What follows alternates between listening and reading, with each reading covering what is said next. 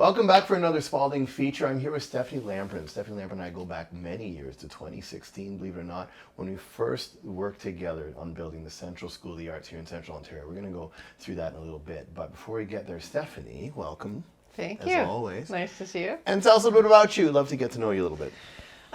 So I come from a teaching background. I was in the public system. I was an art teacher and I taught down in the city, and we had children, so I decided to quit that job and come up to the country and raise my kids up here. Okay. And now I met Damien along the way, and we kind of collaborated very, very many years ago, it seems. I know.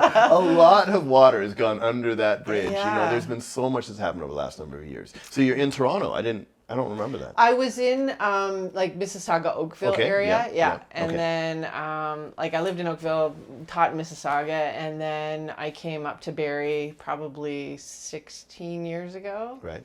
Area, and then so I stayed home with my kids for a while, and then when they got a little bit older, that's when I met you, and I was like, I got to get back into the teaching thing, but maybe in a different way. Right. And we met because of the newspaper article, I believe, right? Yeah, I saw you in the newspaper. Yes. But for those of you that don't know, back, I guess 2016, right? There was a high school in town, Central High School, which was a phenomenal school. We've gone back over 100 years, I believe, in town. Yeah, it was a big heritage thing. Yeah. And it was awesome because they had a auditorium and they had everything from the automotive wing. It was a high school, a pretty big high school. I don't know, probably had 1,000 people, I think, or something like that. It was a quite good large. number, 500, 800 people.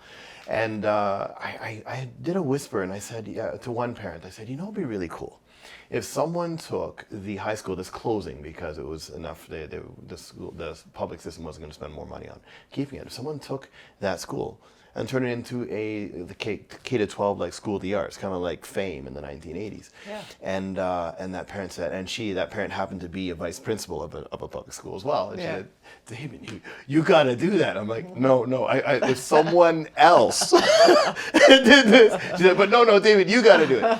And so it started spinning in the back of my mind.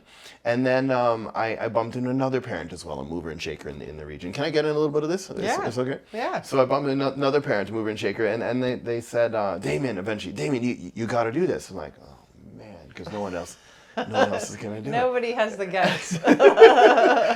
So, and a little bit about me. I've been teaching music in the region forever. I've taught thousands of individuals, won a number of awards as a music producer and educator and so on and so forth. So it was just a good fit for me to kind of step up and do that. Mm-hmm.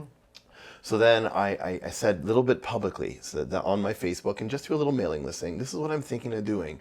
What do you guys think of me doing this? And oh my gosh, it was on. It was insane. I mean, then the press came, and it just turned into this monster. And I don't know. I don't want to talk too much, but there's a whole story to it. Maybe I can tell a little bit more of the story.